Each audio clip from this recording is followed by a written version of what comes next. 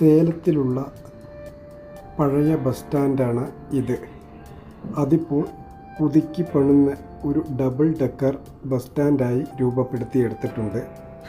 Ground ഫ്ലോറിൽ ബസ്സുകൾ വന്നു പോകുന്ന സ്ഥലമാണ് ഈ കാണുന്നത്. കുറച്ച് റൂട്ടിലുള്ള ബസ്സുകൾ ഗ്രൗണ്ട് ഫ്ലോറിൽ വന്നു പോവുകയും വേറെ കുറച്ച് റൂട്ടിലുള്ള ബസ്സുകൾ മുകളിലത്തെ നിലയിലും ഇതുപോലെ ബസ് സ്റ്റാൻഡിൽ വന്നു പോയിട്ടും ഇരിക്കുന്നു. മുകളിലത്തെ നിലയിലേക്ക് പോകാൻ എസ്കലേറ്റർ സൗകര്യവും ലിഫ്റ്റ് സൗകര്യം, സ്റ്റെപ്പ് സൗകര്യം ഇവിടെയുണ്ട്.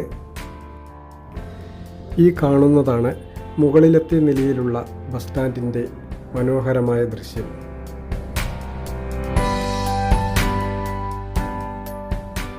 ഫ്ലൈ ഓവർ വഴി മുകളിലത്തെ നിലയിലുള്ള ബസ് സ്റ്റാൻഡിലേക്ക് ബസ്സുകൾ വന്നുപോയിക്കൊണ്ടിരിക്കുന്നു. അങ്ങനെ നല്ല സൗകര്യത്തോടു കൂടി സേലത്തുള്ള ഈ പഴയ ബസ് സ്റ്റാൻഡിനെ ഒരു നവീന ബസ് സ്റ്റാൻഡായി രൂപപ്പെടുത്തിയെടുത്തിട്ടുണ്ട്.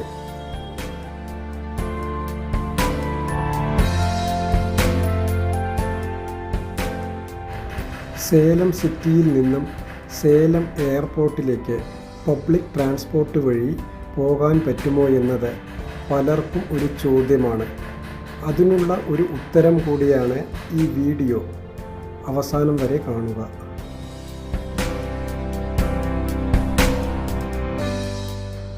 സേലം പഴയ ബസ് സ്റ്റാൻഡിൽ നിന്നും ഓമലൂരിനടുത്തുള്ള കമലാപുരം എന്ന സ്ഥലത്തുള്ള സേലം എയർപോർട്ടിലേക്ക് ഏകദേശം 22 കിലോമീറ്റർ ദൂരമുണ്ട്.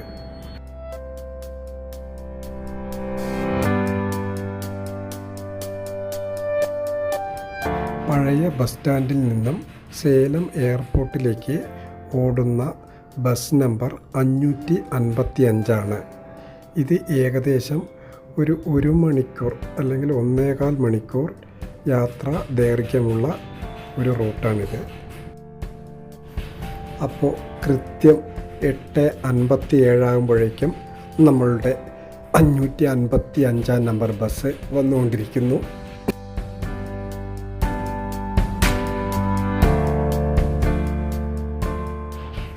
അങ്ങനെ കൃത്യം 9 മണിക്ക് നമ്മളുടെ ബസ് സ്റ്റാൻഡിൽ നിന്നും പുറപ്പെട്ടിരിക്കുകയാണ്. ഇനിയുള്ള ഓരോ വിശേഷവും യാത്രയിലൂടെ നമ്മൾക്ക് കാണാം. ആ കാണുന്നതാണ് സേലത്തിലെ കോട്ടയം മാരിയമ്മൻ ടെമ്പിൾ. അങ്ങനെ പൊന്നുക്കുട്ടിയും അമ്മുക്കുട്ടിയും ആദ്യമായി എയർപോർട്ടിലേക്ക് പോകുന്ന ഒരു എക്സൈറ്റ്മെൻറ്റിലാണ് ഇപ്പോൾ ഉള്ളത്. നമ്മുടെ ബസ് ഇപ്പോൾ പുതിയ ബസ് സ്റ്റാൻഡിലാണ് എത്തിയിരിക്കുന്നത്.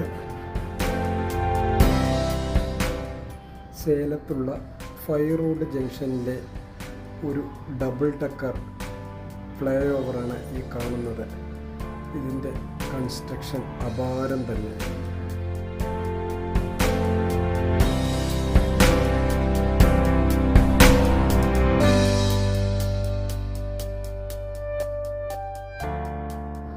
ഇനി ബസ് അടുത്ത സ്റ്റോപ്പിലേക്ക്, അതായത് സേലം ജംഗ്ഷനാണ് ആ കാണുന്നത്.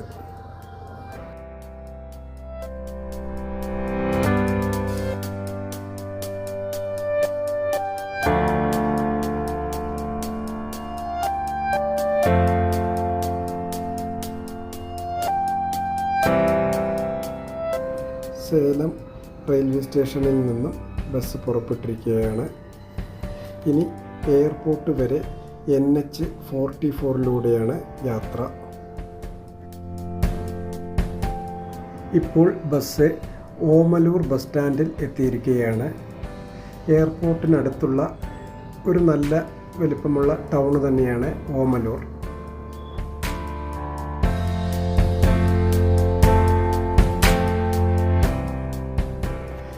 ഇനി ഇവിടെ നിന്നും എയർപോർട്ടിലേക്ക് ഏകദേശം ഒരു 5.5 കിലോമീറ്റർ കൂടിയുണ്ട്.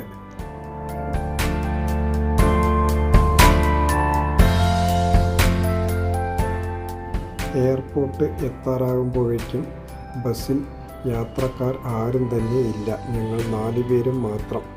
ഇതാ ഇപ്പോൾ 2 പേര് കൂടി കയറിയിട്ടുണ്ട്.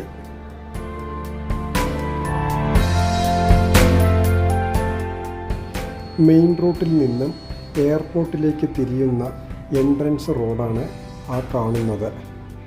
ഇവിടെ നിന്നും എയർപോർട്ടിലേക്ക് ഏകദേശം ഒരു 1/2 കിലോമീറ്റർ ഉള്ളിലേക്കായാണ് എയർപോർട്ടുള്ളത്. ഈ ബസ്സിലല്ലാതെ ഓമലൂർ വന്ന് എയർപോർട്ടിലേക്ക് വരികയാണെങ്കിൽ ഈ ജംഗ്ഷനിൽ വന്ന് ഇറങ്ങി എയർപോർട്ടിലേക്ക് വരണം.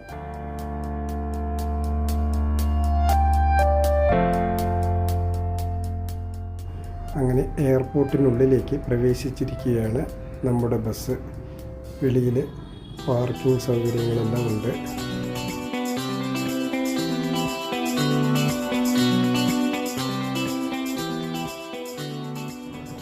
അങ്ങനെ സേലം എയർപോർട്ട് എത്തിയിരിക്കുന്നു. Welcome to Salem airport.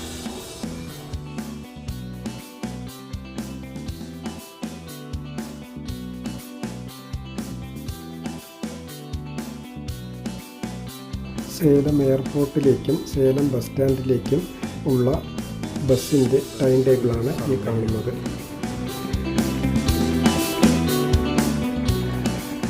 Salem airport ഒരു കുഞ്ഞു എയർപോർട്ടാണ്.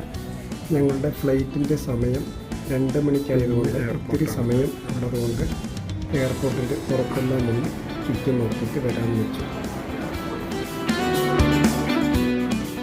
എയർപോർട്ടിന് പുറത്തുള്ള ഒരു ചെറിയ ക്യാൻറ്റീനാണിത്. അത്യാവശ്യം നമുക്ക് ചായ, സ്നാക്സ്, ടിഫിൻ എന്തെങ്കിലും കഴിക്കണമെങ്കിൽ ഇവിടെ നിന്ന് കഴിക്കാം.